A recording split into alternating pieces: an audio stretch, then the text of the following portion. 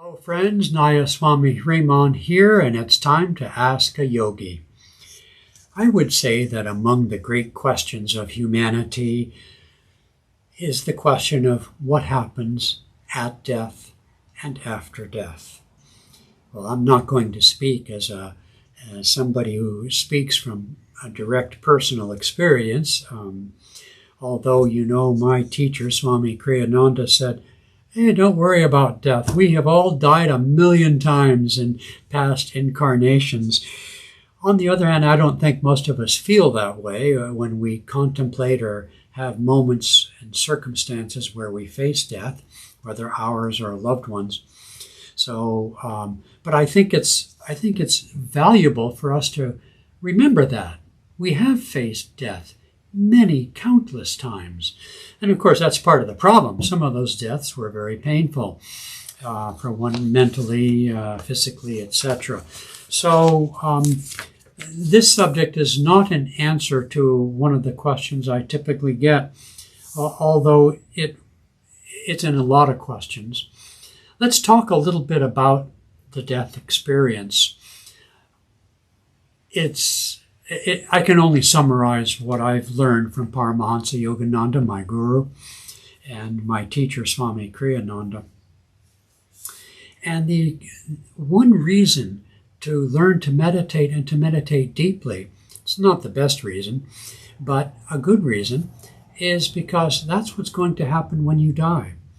When you die, it'll be like meditation, which is you're going to close your eyes, you're going to start going within yourself, etc. I'm not going to describe more than that from a meditation standpoint, but since probably most of you watching this do meditate, if you make the link between your daily meditation experience and understanding that you're training and preparing yourself on how to, when you leave the body, your final exam, that can be helpful to you. Anyway, so when we die, we take our last breath, and that last breath is an exhalation, sometimes called the death rattle, making a noise in the throat as we exhale or taking our last breath. And so I'm not going to get into the yoga of it exactly. That's a different subject. But as we take our last breath, our energy, our life force, our vitality literally gets drawn back into the center of the body and back into the subtle or astral or body of light that animates this body. And when that light body leaves, then the physical body no longer has life and it begins to decay. And so we transit into the light body, into the astral body, and we begin to, you hear the expression often described that the person sees a light at the end of the tunnel. Well, the tunnel is the spine of that subtle astral light body, because our life force, which is our light body, our energy body, our astral body, gets drawn away from the periphery of the senses and the organs and so forth. And by the way, the last sense of the five senses that disappears is hearing. And so in the presence of a dying person, all the stupid things that get verbalized by doctors and nurses and families standing by or sitting around, one should be respectful and conscious. Many, many stories go around that people who say things that are heard.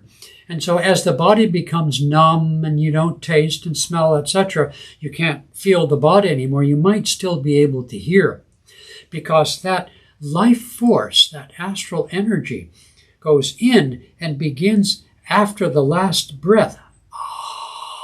That's when it begins to, it's beginning to leave the physical body and make its way into the spine of the astral body and begin its ascent. And as it's going up, you see,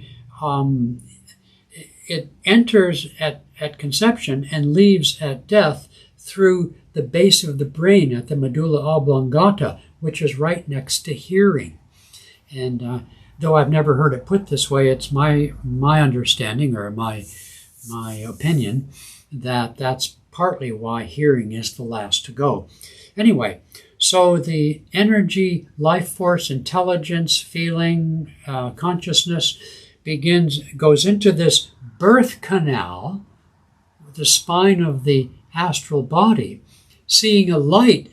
The light is the astral light of the astral world, which light is entering the human body through the medulla. So as we're exiting the human physical body and going back out through that body, through the astral spine, we see a light at the end of the tunnel.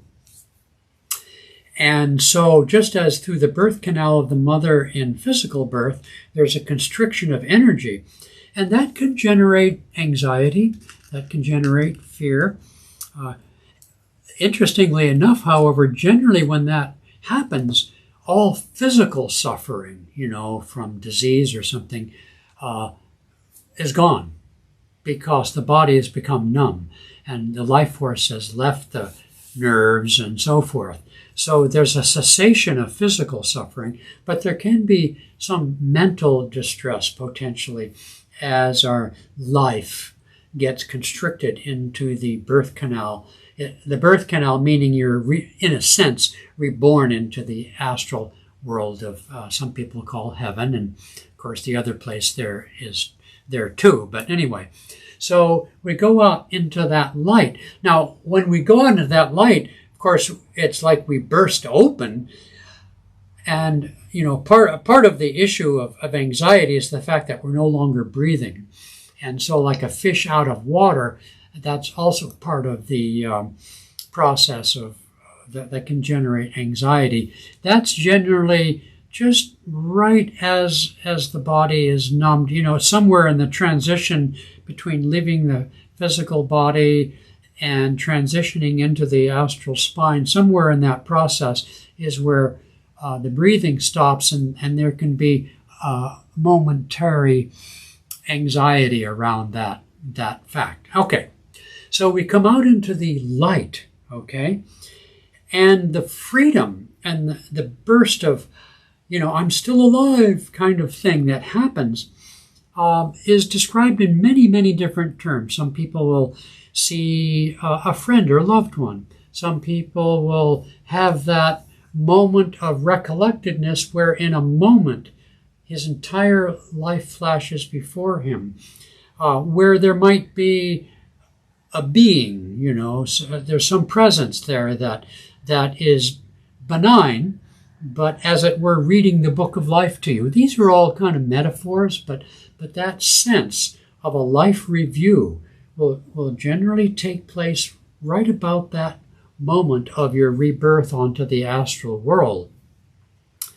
And you might be, if you're a devotee, Paramhansa Yogananda said that those who stick with the spiritual path with loyalty and faith, etc., to the end of life, he said, I or one of the masters will greet you when you are reborn into the astral world. And that's reassuring. And so we have this aha moment, and it can be beautiful and so forth.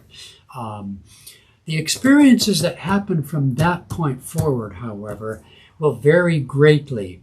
The average person who maybe doesn't even have a